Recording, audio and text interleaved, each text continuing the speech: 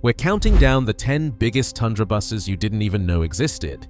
From Cold War tracked machines serving remote Arctic villages to modern balloon-tired giants carrying tourists across glaciers at -50°C, these vehicles redefine survival and engineering where no road exists. Each entry is ranked for its size, innovation, and sheer ability to keep people alive in the world's coldest, most unforgiving landscapes. Which massive people mover conquered the ice to claim number 1? Let's start our countdown with number 10. Deep in Sweden's Arctic north, children and elders rely on a machine that looks more like a lunar rover than a school bus. The Hägglunds BV206, nicknamed the Arctic School Bus, is a 2-unit fully tracked carrier designed to handle terrain that would swallow ordinary vehicles. Its articulated joint allows the front and rear cars to twist and climb over drifts, frozen muskeg, and steep riverbanks without losing traction or breaking apart. Each segment is powered, distributing weight so evenly that the BV206 presses less on the snow than a person's boot, essential for crossing thin ice or bogs where a misstep can mean disaster. When rivers open or bogs thaw, the BV206 simply keeps going. Its hulls float, its tracks paddle, and the bus swims to the next stretch of land. Inside, up to 17 passengers stay warm, thanks to redundant heaters and double-glazed windows that fend off -50°C winds. For hundreds of remote villages above the Arctic Circle, this humble workhorse is more than transport. It's a lifeline, bringing kids to school, groceries to families, and rescue teams to emergencies, no matter what the tundra throws at it. In the 1940s, winters in Quebec mining towns often meant total isolation until the arrival of the Bombardier snow bus. With its rounded steel body and rubber belt tracks, the B-12 could carry a dozen workers or supplies across snowbound roads that were impassable for ordinary vehicles. These were the first commercial snow coaches, designed by Joseph Armand Bombardier, a mechanic whose own family tragedy inspired him to invent a machine that wouldn't be stopped by deep drifts or frozen rivers. The B-12 and its successor, the R-12, quickly became a lifeline for communities and industries across Canada's north. Early models featured a 12-passenger heated cabin, a rear emergency exit, and a footprint that allowed them to glide over snow at just 0.15 kilograms per square centimeter, less pressure than a human footstep. By the 1950s, these buses were shuttling tourists through Yellowstone's winter silence, their engines humming against the cold. But not everyone agreed on their safety. Labor unions pushed for better heating and faster emergency exits, sparking debates that shaped northern vehicle standards for decades. The Bombardier snow bus proved that winter travel could be routine, not just survival, and set the stage for the giant tundra buses that followed. On the ice fields of Antarctica and the glaciers of the Canadian Rockies, the Foremost Terrabus is impossible to miss. Nicknamed Ivan at McMurdo Station, this 4x4 or 6x6 giant rolls on balloon tires so wide and soft, each one spreads the weight of a full busload across the snow at less than 2 psi, lighter than a person's snow boot. That ultra-low ground pressure keeps 40 to 50 people afloat on surfaces where a pickup would sink in seconds. Inside, the Terrabus swaps the metal chill of older machines for a heated, pressurized cabin, complete with air suspension that smooths out the roughest sastrugi. Double-glazed windows keep the -50°C wind at bay, while redundant heaters and insulated floors turn the bus into a rolling refuge. Tourists snapping selfies on the Athabasca Glacier and scientists hauling gear at the South Pole all trust Ivan's warmth and capacity to get them through whiteouts and over hidden crevasses. With its global fame, the Terrabus has become the face of modern polar logistics, delivering comfort, safety, and sheer size, even when the world outside is nothing but endless frozen blue. When the polar bear migration begins along the Hudson Bay, a new kind of tundra bus takes center stage. The Churchill Tundra buggy stands taller than most vehicles, rolling on tires so massive and soft that each one spreads the weight of a full passenger load across the fragile muskeg and snowdrifts. This design isn't just for show. The Tundra here can swallow trucks whole, and the only way to float over it is with ultra-low ground pressure, sometimes less than a human footprint. Inside, up to 40 tourists climb to high, enclosed viewing decks, safe from the world's largest land carnivore, but close enough to hear the crunch of snow beneath a bear's paws. The buggy's oversized tires and elevated cabins were born out of necessity, but it was a near disaster in 1997 that changed everything. That year, a Tundra buggy broke down overnight, leaving a group stranded as polar bears circled outside. With only basic rations and no backup heat, the situation grew tense until rescue teams arrived at dawn. In the aftermath, operators overhauled every safety system, adding redundant heaters, emergency rations, satellite phones, and even reinforced shelters inside each bus. Now every tour sets out with enough supplies to last days, and every driver trains for worst-case scenarios. The Churchill Tundra buggy isn't just a vehicle, it's a rolling fortress designed to keep people alive where the landscape and its wildlife offer no second chances. Its place on this list comes from more than size. It's a testament to how the demands of Arctic tourism have driven both innovation and caution, turning a simple wildlife tour into a masterclass in survival engineering. 6 enormous, tubeless tires press gently against the snow, each one wider than a grown man's shoulders. The Churchill 39294 shuttle was born for the Russian Arctic, where roads vanish and the only tracks are those you make yourself. This amphibious bus moves pipeline crews, emergency teams, and villagers across terrain that can change from deep powder to slush to open water in a single day. With a heated, insulated cabin for up to 16 people, the Churchill is more than just a ride. It's a survival tool. The secret lies in its central tire inflation system, or CTIS. From the driver's seat, tire pressure can be dialed up or down in minutes, letting the bus float over fragile ice or grip into sastrugi without stopping. Each cycle, deflate, cross, reinflate, takes less than 3 minutes per tire, and in the Arctic, that can mean the difference between moving forward and breaking through. The hull is sealed and amphibious, giving one last margin of safety if the ice gives way. In 2018, a convoy of Churchills crossing the Yamal tundra lost all GPS contact during a military jamming event. With no landmarks and nothing but white horizon, crews switched to sextants and sun compasses, plotting their course by hand while the CTIS worked overtime to adapt to every drift and overflow. Hours later, every bus and every passenger reached their destination, cold, tired, but safe. In a world where electronics can fail, the Churchill's blend of analog resilience and modern engineering stands out. Its place on this list comes from one simple fact: when the digital world goes dark, this bus keeps moving. In the Russian far north, the GAZ 3344-20, known as the Aleut, stands out as a specialist for the kind of winter that tests both machines and people. This 2-unit articulated tracked bus was first built for military and rescue teams, but its reputation for surviving brutal cold soon made it a favorite for remote villages and pipeline crews. Each segment is powered and fully tracked, connected by a flexible joint that lets the Aleut snake across broken tundra, deep snow, and swampy ground where a rigid frame would snap or bog down. With a capacity for up to 20 passengers, it's often the only way to move people or supplies when roads vanish under drifts or melt into impassable bogs. The real genius of the Aleut lies in its cold start system. Temperatures in Yakutia or the Yamal Peninsula can drop below -50 degrees Celsius for days at a time. Standard engines freeze solid, but the Aleut's diesel-fired block and oil heaters, paired with insulated battery boxes and auxiliary power units, can bring a cold-soaked engine to life after a week on the ice. Operators set preheaters to run for hours before dawn, using reserve fuel just to keep the vital fluids warm enough to flow.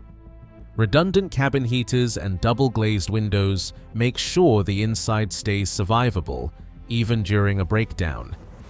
In emergencies, the Alute is used for rescue runs, carrying medical teams and gear to stranded crews when helicopters can't fly. Its ability to start, move, and keep people warm in the world's harshest cold is what puts it this high on the list. An unglamorous, unstoppable workhorse where failure simply isn't an option. 50 tourists and a guide halfway up Langjökull Glacier watched the weather vanish into a blank wall of white. The Iceland 8x8 glacier bus, built on a man-heavy truck chassis, sat perched on tires taller than most adults, each one nearly 5.5 feet across. These custom monsters, inflated or deflated at the touch of a switch, spread the weight of 40 passengers so thin that the bus can roll where a snowmobile might sink. But on this day, the pressure control system froze mid-storm, and the bus bogged down on a hidden slope, unable to climb or descend. Guide Gudjon Gussi Jonsson crawled under the chassis, snow blowing sideways, and bled air from each tire by hand, timing the hiss against the pulse in his wrist. With the pressure dropped, the tires ballooned wider, biting into the snow until the bus inched forward, one gear at a time. The transmission's stair-like gearing, designed for glacier gradients, let the 8x8 crawl up slopes that would defeat most tracked vehicles. There's no roadside help here, just field fixes and stubborn ingenuity. Every Icelandic glacier bus run is an exercise in adaptation.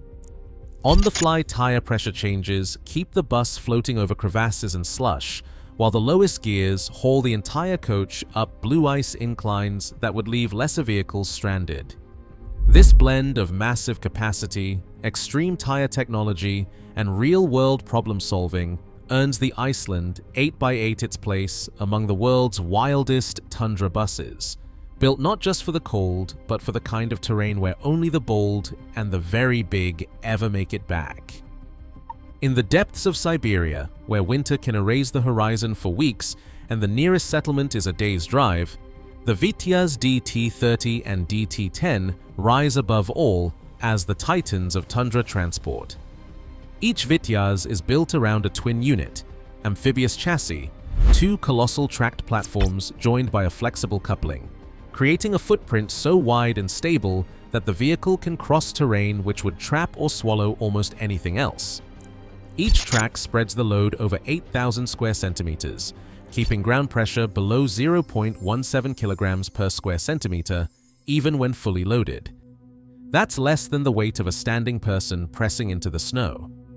Inside, a heated personnel module offers shelter for up to 30 crew or passengers.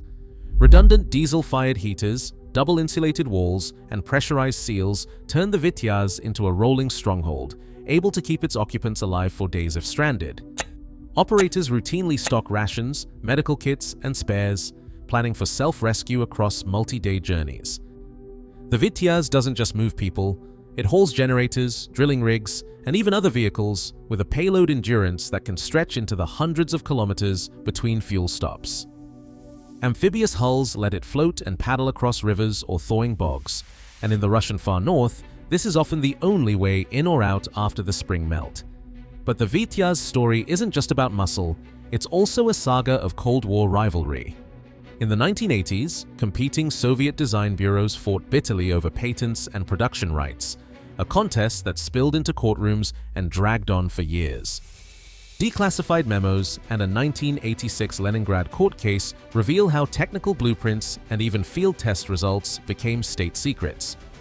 The outcome shaped not only who could build these giants, but also how Soviet engineering approached the challenge of extreme environments. Today, the Vityaz remains unmatched for range and cargo in the harshest regions on Earth. Its place near the top of this list is earned by sheer capability. When every other vehicle stops, the Vityaz just keeps going. A wide red bus creeps across the Antarctic sea ice, its massive pillow tires barely denting the surface. This is the Foremost Delta III, an engineering answer to a problem that has haunted every Antarctic expedition: how to move people safely over ice that can shift or shatter without warning. Each tire spreads the weight so thinly that the delta presses down with just 0.08 kilograms per square centimeter, less than the pressure of a standing child's foot. That margin isn't just about science, it's about survival.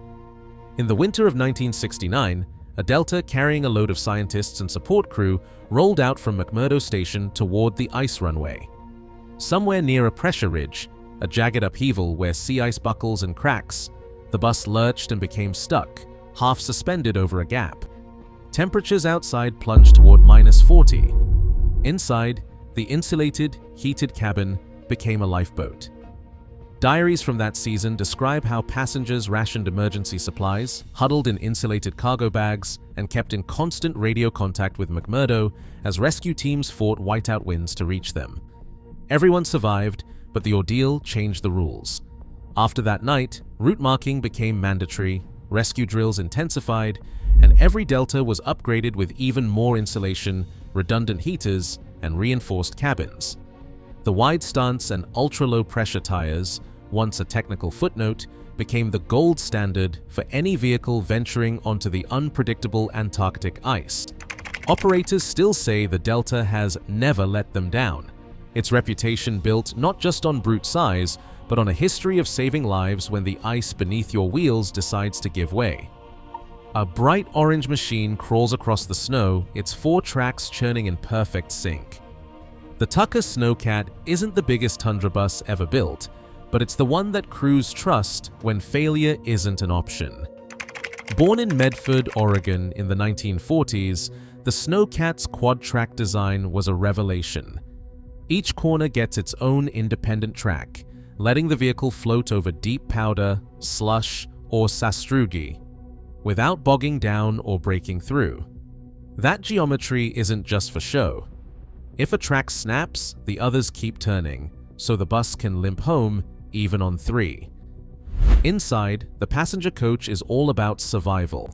The walls and floor are packed with insulation, the windows are double glazed, and the heaters, always at least 2, sometimes 3, run off separate fuel tanks. In deep field, crews stow extra parts, spares, and tools in every nook, because every operator knows if the Snowcat stops, you fix it yourself or you don't go home.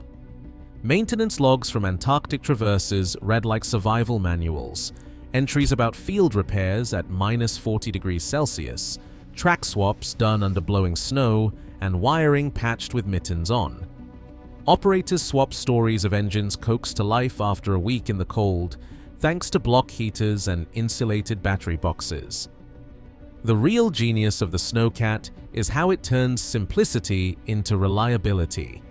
No complex electronics to freeze or fail, no hydraulic lines to burst in the cold. Everything can be fixed with hand tools, a blowtorch, and a few hours of stubbornness. When Edmund Hillary and Vivian Fuchs crossed Antarctica in 1958, they did it in Tucker Snowcats, carrying fuel, food, and a full mobile workshop. Decades later, ski resorts and Arctic villages still use the same basic design to haul workers, tourists, and supplies, sometimes 20 passengers at a time, across terrain that would stop a wheeled bus in its tracks. In a world obsessed with bigger and faster, the Snowcat's legacy is built on something different: redundancy, repairability, and the kind of rugged engineering that keeps people alive when everything else fails. That's why, after more than 70 years, it still sits at the top of the list. When the weather turns deadly and the road disappears, the smart money is on the bus that can always be put back together. One track, one bolt, one heater at a time. From the humble Haglunds, BV-206, shuttling Arctic school kids to the colossal Vityaz DT-30 and the legendary Tucker Snowcat at number 1, our countdown has revealed just how extreme tundra buses can get. Across all 10 entries, the common thread is survival by design: balloon tires, articulated tracks, and redundant heating systems engineered to keep dozens safe at -50 degrees Celsius. Some, like the Foremost Delta Antarctic Deltas, shocked with their ability to float over sea ice, barely able to hold a human. while others, like Iceland's 8x8 glacier bus, proved that sheer size and tire technology can tame even the steepest frozen slopes. Ranking was based on capacity, cold start reliability, ground pressure, and real-world rescue history, showing that in this category, bigger isn't always better, but smart engineering always wins. These machines aren't just vehicles, they're lifelines that make life, research, and adventure possible at the planet's coldest edges. The world of tundra buses is a testament to human ingenuity, where survival depends on bold solutions and the road is only an idea.